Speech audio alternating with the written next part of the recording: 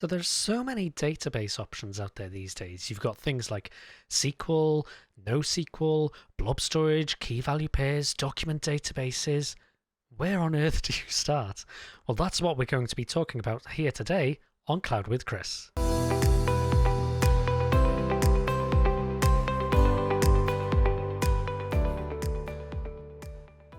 Hello there, welcome back to another episode of Cloud with Chris.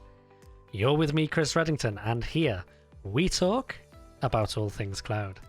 Now, thank you for joining here, folks. We have gone back to the more architectural episodes. It's been a little while since we've done one of these, but we're back and we're going to be talking all about data. So we've got a familiar face joining us once again. We're joined by Steph, so we're sure it'll be another great session, and we'll be talking all about the different data platforms that are out there. We mentioned key value pairs, NoSQL, document databases, SQL databases, blob storage, and we're not even starting to go into the different flavors like Postgres or Azure SQL or MySQL. So it's really a minefield. There's so many different choices out there. Where do you start? How do you know you've made the right choice for the right scenario? So I suspect we'll be hearing it depends somewhere along the way, but we'll certainly be looking into that here. So let's go ahead and introduce Steph to the episode here. Hey there, Steph. Welcome back. Hey, Chris. Nice to see you again. Yeah, likewise. Thank you for coming back. Didn't scare you off last time, which is always good. Talking about Brussels sprouts, I think it was the last time, We wasn't we it? were. It was Yeah, around Christmas it time. Yeah, was. yeah, Wow, yeah. 6 months has flown I by. promised no Brussels sprouts today. Yeah, way too early for that. Way too early. So, we'll be talking all about different data stores. There's so many out there these days. I think we hear the term polyglot persistence. We hear about these kind of polyglot stores having these different data stores in your architectures. So, where do we start? You know, there's so many choices these days. It's kind of overwhelming.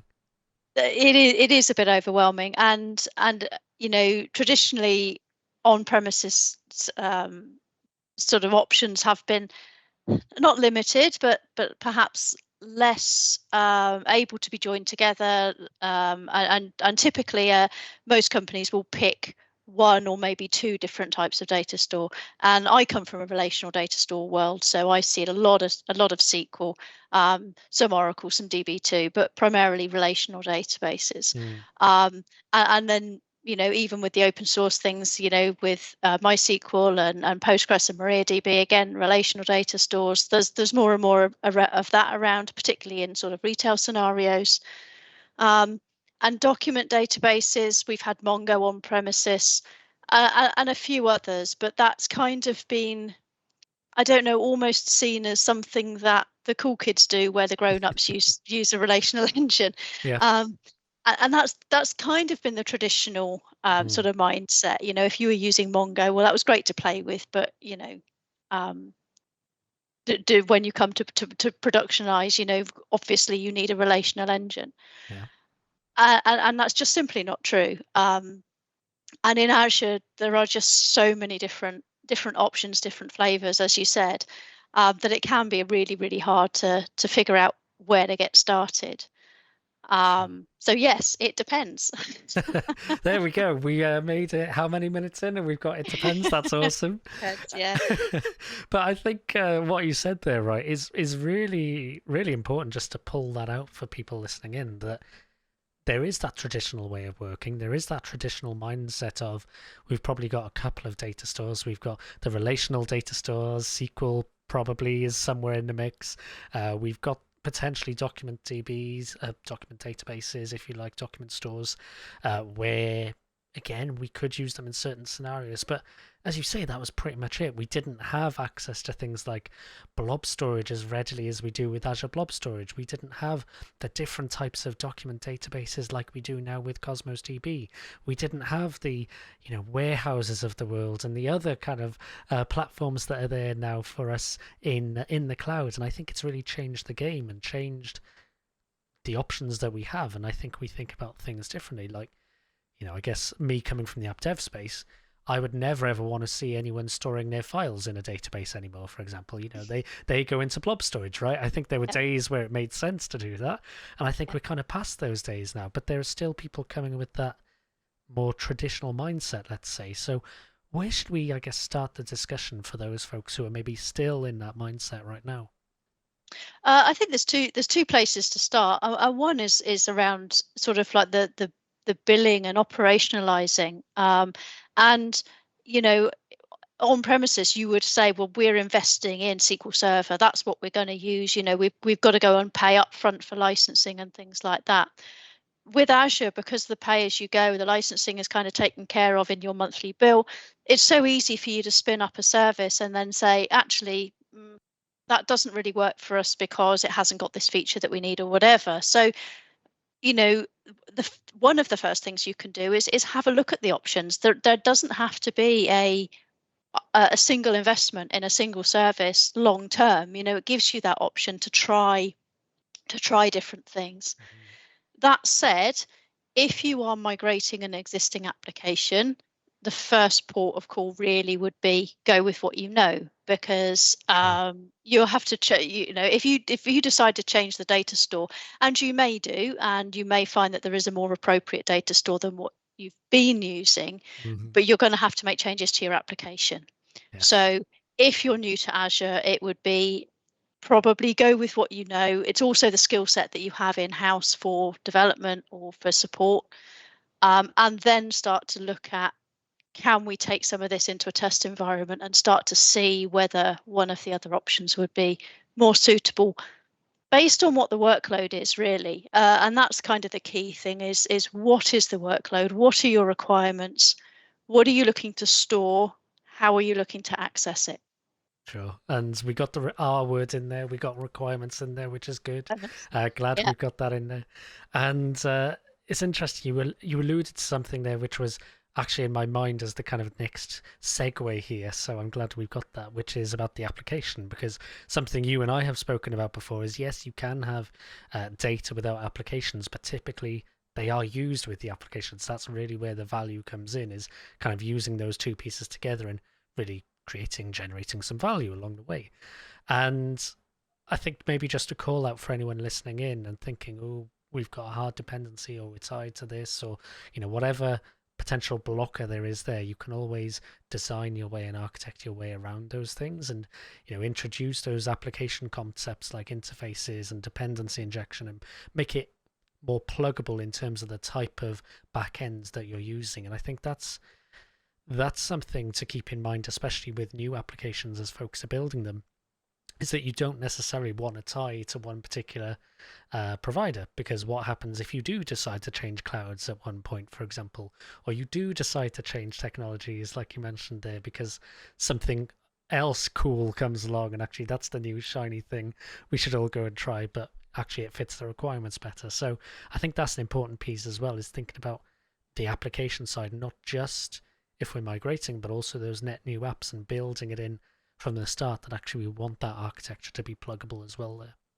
Yeah, absolutely. I mean, we've been talking about loosely coupled architectures for a number of years, but Yep. it is, and certainly any new applications should be decoupling any kind of um, hard link onto Hmm. the back end data store, so that it is pluggable. And APIs are a great way of applications doing that. I feel at this point I have to give a shout out to our good friend Peter Piper, because he so many times on the show has echoed the phrase high cohesion, low coupling. So Peter, this Yeah, segment is for you. yeah, Um, absolutely. So then let's think about the different types of data store. I guess we've kind of alluded to some of them so far, but it might be worth maybe just level setting a little bit those different data stores that people might see if they're using a cloud provider, for example, and talking about those a little bit. And I'll bring up your screen share as we do that. Yeah, lovely. Yeah, so we've got a really good article here in our docs about the different types of data store models that we've got, and you can kind of see on the right hand side just a very high level list of the types of things that we're looking at. So relational database, we've kind of already touched on, your SQL and your Oracle. Key value stores. If you just want to store a key and a value, then you don't need a database to host a table that's got two columns in it. Mhm. You could use something like Azure Table Storage or something like that. We've got document databases. So in Azure, that would be something like Cosmos, which supports a variety of different interfaces, including MongoDB. Mhm. And you could, of course, run Mongo on a virtual machine or set of virtual machines should you want to. We've got graph databases. So typically where we're talking about this would be vectors and edges. And I think the easiest way to think about it would be in your social media kind of terms. It's I know you, but you know lots of other people. So how do I get from me to one of your contacts? And building that kind of network. That kind of data really doesn't sit well in relational, because you do so many self joins on a Yep. table that Yep. you'd run out of memory. And we're We talking then about got the databases there, not the individuals who are well, making. I mean, they might as well run out yeah, of memory. Who knows? yeah, yeah, definitely run out of patience waiting for it to return a result. I would say. And then we've kind of got data and analytics Mm, databases, so things like data warehouses, and MPP systems, so the massively parallel processing systems that handle petabytes worth of data. mhm. And those are kind of the main ones. We've obviously got column and search and time series types as well, but I see less of those Yeah. in the work that I do. I'll be honest, I've never heard of a search engine database before. Just seeing this on screen here is the first time I've heard that term. We I've heard can of all the others, but have a never that one. quick look. So Azure Which makes Search. sense. Yeah, which Yeah, makes yeah. complete sense. You've got Um, your indexed data you need to kind of reason over. Um, yeah, Yeah, exactly. And actually Elasticsearch is another one that is available of course. hosted in Azure. And what it basically allows you to do is store the data, the indexed data, in a format that makes it easily searchable. Yeah, And then you could then go and do some kind of have another data store. So you could back it with something like Cassandra or something like a SQL database. That okay, I've done my search on and my fuzzy search, mm, so I'm searching for dogs and pets in this example, and now I've got my pet ID or whatever. I can go to my relational store or my document store or whatever it might be, and go and get all of the information based on yep. that ID about Mm, a specific item. So they're really powerful. They're really useful. They're not a long term big sort of set of data store yeah. as such, but they certainly have their uses. Um, Yeah. and you've just made me think there of actually something I've made in the past that might be a good example of showing how different data stores can be used in one solution and one application as well. So at one point I was making this kind of inventory multi-tenanted system for Yu-Gi-Oh cards. It's collecting them at the time, and I've kind of stopped at the moment, so I'm sure that'll gain some speed again at some point. But what I had on this single page up was I had a search experience which was powered by Azure Search. So there's my search engine database, which I never really thought of that as a type, but there we go. I've learned something today. Um, that then took you, you had a list of your different cards or different sets or whatever it may be. Um, you then go ahead, click on a link. That link takes you to an individual card. That information comes from Cosmos DB, so that's my document database at that point. But then I've also got an image of the card on the page, which comes from my object storage. So already, just in that one scenario, I've got 3 different data stores that I've been using to solve that problem. Yeah, absolutely, and that is a big step change up from how you would have built that 10 years ago or Mm-hmm. 20 years ago in on premises. As you said, probably the image definitely would have been stored in the database, Yep. um, which was horrible. And you would have done a search on that database using probably like queries. Yep. You may have written your own fuzzy logic around it as well, and it would have been probably quite slow, probably quite hard to maintain, and yeah, and you didn't really have that flexibility that we do now with how easy it is to interact with these services. I think that's the thing, isn't it? You're seeing the transition of these databases. No surprise, right?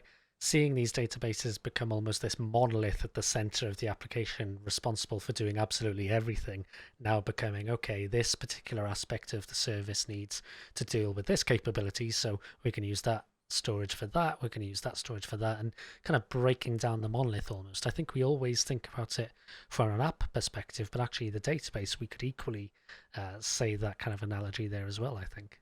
Yeah, absolutely. Yeah. And as I said earlier, with the licensing the way that it is, you can Mm. tie all of these together. You don't have to make a single Yep. um, investment in a sort of like a capex model into a single technology, and then have to justify bringing in new technologies to fit new requirements. You've got much more flexibility in Azure to mix and match, and have each service do the thing that it's really good at, rather than trying to force fit, which we've typically done in the past. That's it. And even then, I think in the Azure and the cloud model in general, if you're trying to do that force fit kind of scenario, sure, it might work, but even then, it might work against you at the same time. Like you mentioned about the licensing there, typically those data stores are done on a per kind of storage level, effectively, or per compute, or maybe a blend of both there.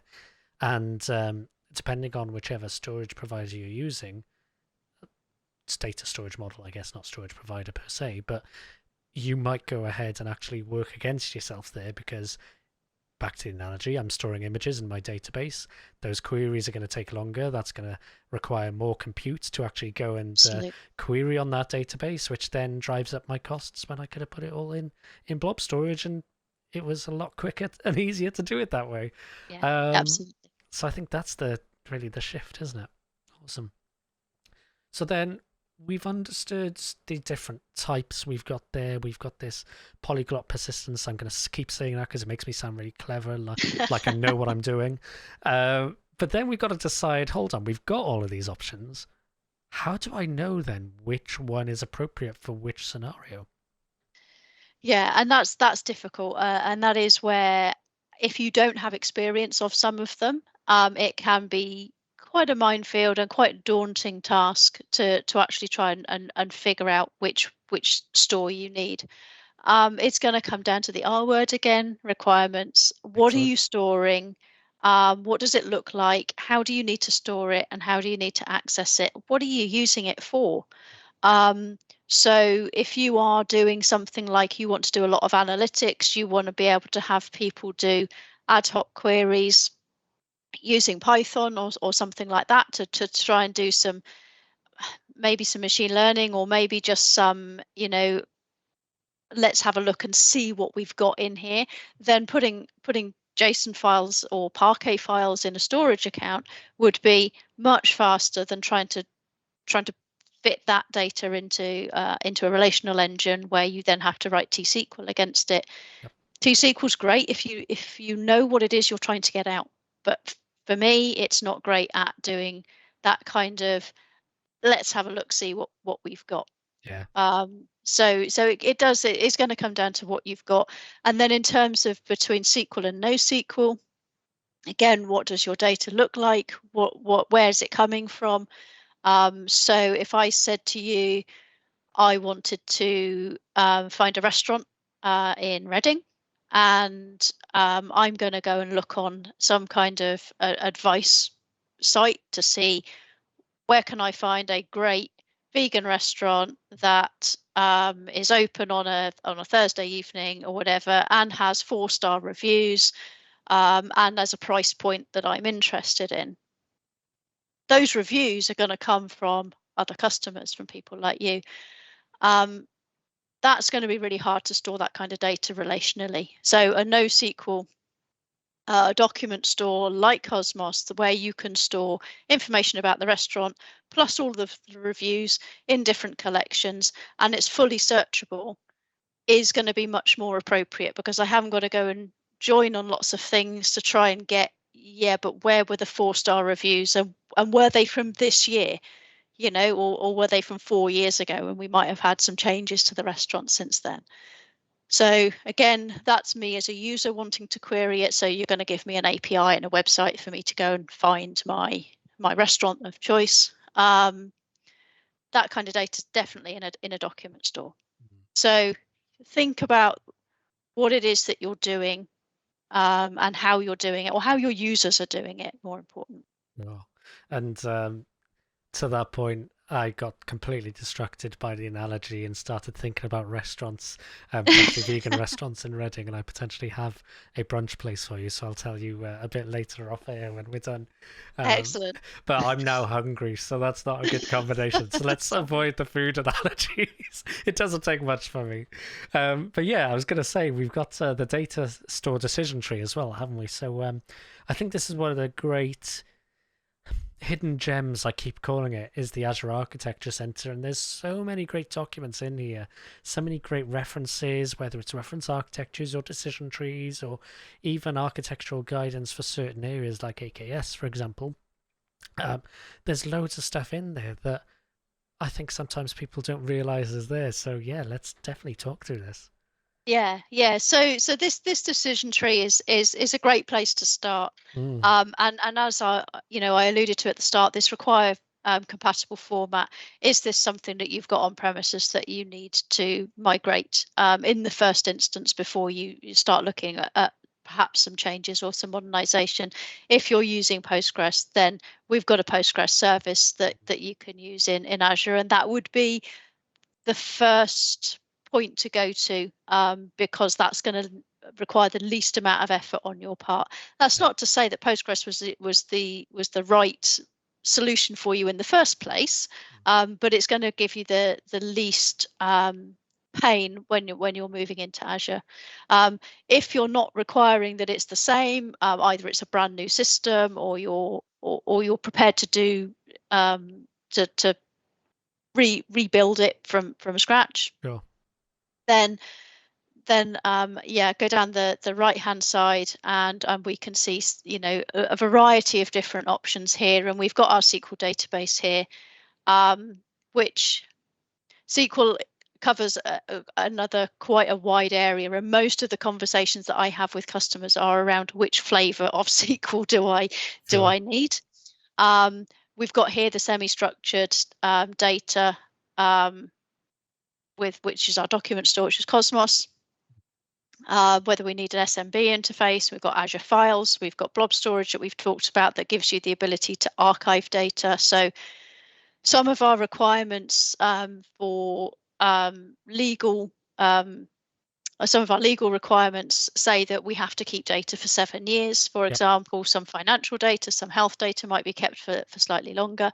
Um, Storage has that different tiers of data. So for regulatory requirements, I have to keep it for 7 years, but realistically, no one's going to be looking at data or doing any kind of analysis on it over 6 to 12 months old. So gives you the ability to put it into a much cheaper access tier. So you've still got it, you can still access it. It's more expensive to access, but on a day-to-day basis, your costs are going to come down because you've got that requirement to just keep it and not touch it. Sure. Azure Search, which we've discussed before, time series insights, and then we've got over here again. We don't have any of those requirements. We've just got a large set of data. So whether it's terabytes or petabytes of data, what do we want to do with that? And again, do we want to keep it for analytics purposes, or are we just storing it because we have to? So again, we've got these options here. Data lake and blob storage really the same service essentially. So the Azure Data Lake Gen 2 works. It's built on blob storage, but it has this concept of hierarchical namespaces or hierarchies, so that you can treat it more like a physical file system. Yep. And then again down here we've got Cosmos again for graph data and transient data. So yeah, this is a great starting point to try and understand what data you have and what you might want to do with it, and at least gives you an indication of which service you should look at to start with as your primary data store for that particular data set. Excellent. And I think this is the thing just to call out as well, because I see a couple of points in there, not in boxes. But really what we're talking about there is the data stores themselves, so where the data itself is actually ending up. But for the analysis piece in particular, people might be thinking, hold on, I was expecting to hear something about signups or Databricks or analytics service, but I guess the difference there is that they're effectively almost the consuming services, if you like, where we're going to be doing some of that crunching and interacting, right? Yeah, so Synapse has got kind of several parts to it. You've got like the what used to be Azure SQL data warehouse. Yep, Um, that's essentially a SQL database. yep, yep. So that kind of fits under there. And this is another thing that customers get confused around. Warehouses for analytics, but it's SQL. So where does it actually sit? Indeed. In the context of this of this here, as you pointed out, it's not in a box. Azure Synapse would be the Spark pool, the on-demand stuff, the being able to analyze directly against a storage account rather than having to put the data into a relational engine and then query it. So Yes. Spark on Synapse gives you that, and that's Databricks has been around for a while, and again that's Spark. And then Azure Analysis Services is again it's more, as you said, it's more about the consumer. It's more about serving the model in a way that a finance department can slice and dice it. For example, it's aggregated data. It's not really something that you would have as your primary store. It sits Sure. on top of something, usually on top of a relational engine, usually on top of a data warehouse. Gotcha. Excellent. Good. I think that's a really comprehensive diagram. I mean, Hmm. I think I've seen some diagrams where sometimes you can debate some of the outcomes, but this is actually very, very succinct and very clear. And I Yeah. think it gives quite a, I know a lot of them are, is it search index data, then go to Azure Search, which is kind of obvious questions, but it does help guide you through that process of arriving at those different outcomes there. I really like that. Yeah. And remember, this should be done for every single individual data set and each of Yes. your requirements as well, because as we've said, you might have Azure Search, but you might put that in front of Cosmos, or in front of a relational engine, or Cassandra, or even storage, Hmm. um, or all of them, indeed. So yeah, so it's not, you just still do have to remember that this is a decision tree for a particular data set at a given point in time, and you can have multiple data sets in Azure. And in fact, we do see that a lot, as people are starting to realize that there's a world of data out there that they can bring in that's not necessarily come from their own systems, but something that's coming in to enrich it, whether it's publicly available data, whether it's health data or weather data or whatever it is, that's something that's publicly available. The format of that data coming in will be different to what you have. So where do you want to store it? And then what do you want to do with it to make it usable in your particular environment? So Absolutely. yeah. And that's then, I guess, that ingestion piece as well could be a whole topic on its own right as well, whether Good, it's a yeah. kind of, for want of a better word, streaming approach, or whether it's more of a batch-based approach then as well. And again, that's a whole other area which maybe we'll park for today, but could be another one that we talk about. Um, but again, I think the other great example there is the SQL database and the images inside the SQL database. Again, that those images, as you say, are a data set that you could argue they're part of the same data set, and would I keep them in the database or not? And that's where you need to start looking, as you rightly point out, the access methods, the kind of way that you're bringing in that data, and the users are accessing that data effectively, and how you can optimize that in a cloud architecture then. Yeah, Excellent. absolutely. Yeah. Good. So then I see some other tabs on the screen there as well. I can see we've got Azure SQL as the next one, and I guess you alluded to that a little, that you've got almost these different types of SQL platforms in Azure. You've got Azure Database for Postgres, you've got MariaDB, you've got MySQL, you've got Azure SQL, where obviously it all originated. So Yeah. they're kind of on there, I guess, but in the sense that, hey, I've already got it as a dependency, if you like. I've got the MariaDB or the MySQL, whereas I'm kind of going SQL database if it's relational. Is that kind of I guess, the flow that they're guiding here? Is there other considerations that we might want to think about there at all?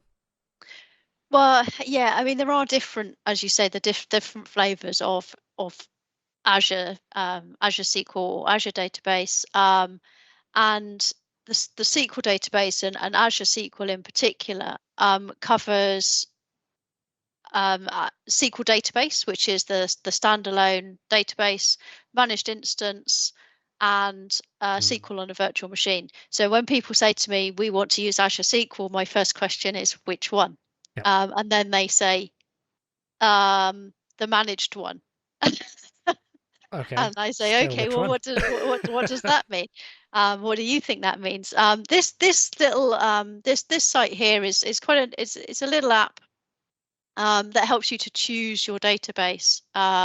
So if it's very high level, and I don't think the questions go into a huge amount of depth. But as a first pass of what is it you're trying to do, it's quite nice. So I want to, if I want to migrate, if I say I want to support modern cloud applications, so let's Sure. say we're modernizing our app, and we know that the data that we're storing is relational. Maybe it's sales data, so we've got our list of products, our list of transactions, and our list of customers.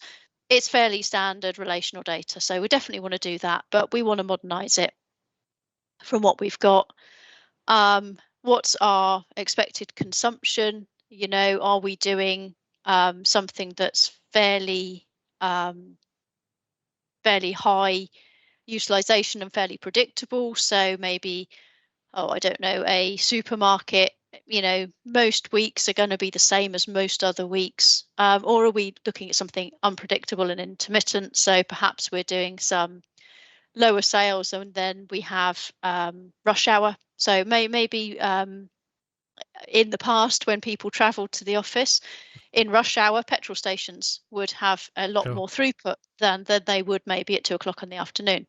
So let's say we're unpredictable, and we're going to recommend Azure SQL Database serverless off the back of that. Nice. And provisioned and serverless is a whole new conversation. Indeed. And Indeed. that's really about how you're paying for it. Gotcha.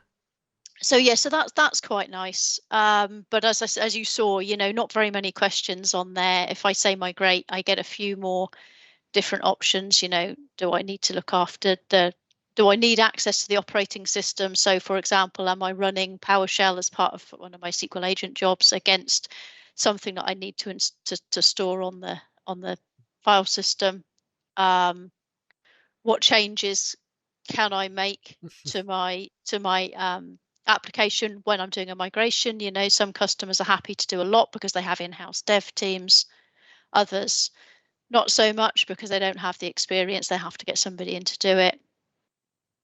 What SQL capabilities do I specifically require that I have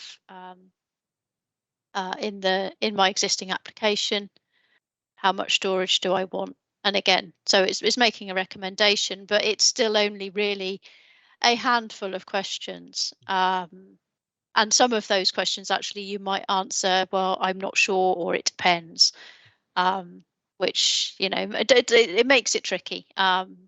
But it's a good place to start. And then you've got an idea of, okay, let me go and look more into managed instance and see whether the features really work for me, and understand how it works, and how I can get my application to talk to it, and that kind of thing. Gotcha. No, that's awesome, and it's the first time I've seen that kind of micro experience on the in the because that's not really part of the docs, is it? That's part of the kind of brush away the front end It's of Azure it's SQL. Yeah. it's normally the site that people skip past when Yeah, exactly. they've searched for Azure SQL. That's come up with this, and they instantly they click on documentation, because that's the bit, get me into where I actually want to Yeah. see the how this works. So yeah, so it is, and it's hidden right down the bottom, Mm. but it is very useful. No, And that's a I great tip. particularly like this site as well, which really Mm. goes into a bit more detail about Azure SQL Database Managed Instance and virtual machines. And Mhm. in here, there's a really nice table of comparison of when to use Nice. each, and the types of things that that you need to consider. So depending on what your requirements are, in Sure. terms of the feature sets that you need and the access that you need, um, will help you pick one of those three. Um, Excellent. so Good. yeah. Good. And I guess I can see your next tab, and I wonder if your next tab is kind of thinking along the lines of what I'm thinking here. But sometimes there are those extra requirements we have in an application where we might need some kind of distribution of data because we have requirements to run across multiple regions because of the type of application we're building. Maybe it's got high requirements from a uh, resilience perspective, for example. We can't afford for that app to go down. It's the main engine of our business, and if it goes down, we are losing significant sums of revenue, for example. So let's maybe talk a bit about that, because I guess, is that what we're talking about here, or slightly different?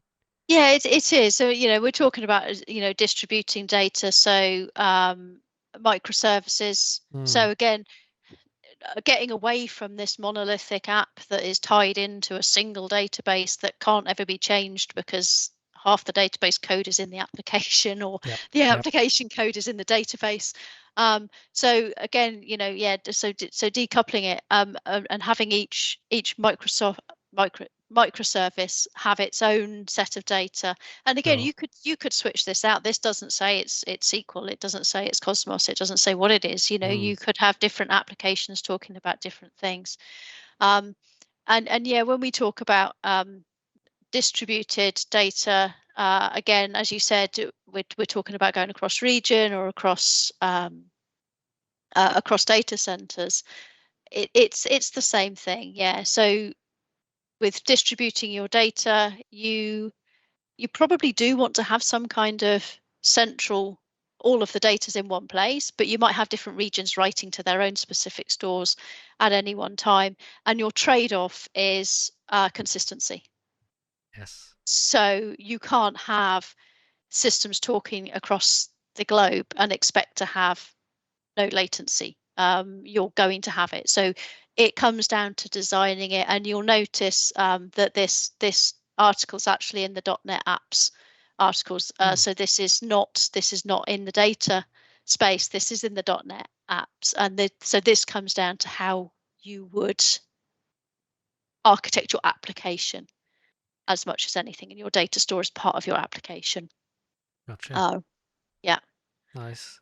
And yeah, I guess even the way that I was thinking about distributed data, because I guess it's slightly different, but we can kind of boil it under the same banner. But would you really want to fail over your whole monolithic database in one big go? Probably not. And to be fair, you'd probably want to do it on a service by service basis, coming back to the microservices kind of architecture. So again, you can see how decomposing that monolith has those benefits, because failing over one service while the rest of your application carries on happily is probably a much easier story, or a much easier pill to swallow if you have to go and do that as a business, compared to we have to go and fail over 100% Yeah. of that big main production app that drives our business. Yeah. Yeah, absolutely. And you'll hear SLAs mentioned. Yep. In a data world, you'll hear RTO and RPO, so the recovery time objective, the recovery point objective. We shouldn't ever make the assumption that each of these microservices has the same SLA or the same RTO or RPO. So actually, it might be okay that a service can go down for 6 hours and we don't worry about it because it's not business critical. But another service, it's like as soon as we detect a slight slowdown in performance or a slight problem, or whatever it might be, we need to fail that over and we need to keep that up and running. Yeah. And as you say, you don't want to fail over the whole of your data store and your application because you've got a single part of it that's business critical and the rest of it isn't. So yeah, breaking it up like this, different data stores, different SLAs, makes it a lot easier for you to manage those kinds of outages, because you do pay for a DR site. Yeah. You know, Exactly. you pay for that. So again, it comes down to the well architected framework, resiliency versus cost. you can't have both. It's always a balance, and so trying to make your applications and your data stores separate for each purpose that it has will make that balancing a lot easier, because some of them you will require the resiliency and some of them you won't. Yeah. And so you can adjust your costs accordingly. Yeah. It's interesting because I think then all of that which you just mentioned there comes back to some other things that we've talked about on the channel as well, like the design patterns. So CQRS jumps to mind here, combined with Yep. the materialized view. And then if Yep. we're thinking about applications, some of the patterns that Peter and I have talked about with kind of gateway patterns from an API management perspective, or a facade pattern perspective, and putting those in front of the API so you start decoupling your APIs and your backends and whatnot. This is how all of that picture starts coming together, and I love it when we start seeing how these pictures come together. It's hopefully people listening who have been listening to some of these sessions will start seeing some of that all coming together there. So no, that makes a lot of sense. Good. So I'm just conscious we've been going for about 45 minutes here, so I guess I can see one final tab as well. One final tab, yeah, indeed. which I think we've really covered quite a lot of this. So I don't know why we're right down the bottom. That doesn't help. So when I was talking about consistency, this is a really nice a little diagram just to have a look at. You know, your availability, your consistency, and your partition tolerance. How do you need to access the data, and how consistent does it need to be? And you know, I get a little bit upset with people when they talk about NoSQL databases not having consistency. They do. It's just not right away. And when we're talking of eventual consistency as well, you know, exactly. With Cosmos, we're not talking like weeks. We are talking, you know, microseconds, milliseconds, or seconds at most. You know, so we're not talking about, you know, it's going to be out of date by the time I come to run my reports on it tomorrow. Exactly. We're talking about, do I need to have the data right now as I've written it to be able to read it back? And we're different consistency models, which I'm sure we can go into another time, or have a read on the Cosmos documentation about how consistency works. So I just like this because it does help you to understand the trade-offs that you have between the two stores. You know, a relational data store is a highly available, consistent data store. But it's not the fastest if you're trying to pull data from, you know, multiple different locations. Absolutely. So yeah, so that's that one. And then you know, these are the kind of the key NoSQL types of database. So Cosmos we've touched on as well. Actually, Cosmos does all of these, but document stores, you know, JSON, Mongo, key value store, Azure tables, wide column store, Cassandra. So I recently introduced a new service, a managed instance for Cassandra, and then Graph, which is our Gremlin API. So yeah, really interesting to have a read through, and each of these has a very specific use case, the same as a relational engine does. Excellent. And I think this is the thing, isn't it? When you were explaining those scenarios, I was thinking of almost different ends of the spectrum, you know, like a financial services application which is dealing with trades, for example, would be very different to, I don't know, the random batch job that just needs to go ahead and I don't know, query and update some data for administration purposes, for example. They're both going to be very, very different in terms of the requirements, the R word again, that they need to go and drive the decision of what store you're going to be using. Yeah, and we you know, we might see multiple different stores as well. So we might see that we need to have something like Cosmos because we need to have multi-region writable databases, or data stores, I should say. And we need to have that configured with high consistency because we need to be able to read exactly what we've written straight away, and everybody needs to be able to see the same thing. Or we might say, actually, probably a better example would be it's eventual consistency because I'm only really interested in my region and what's happening in my region.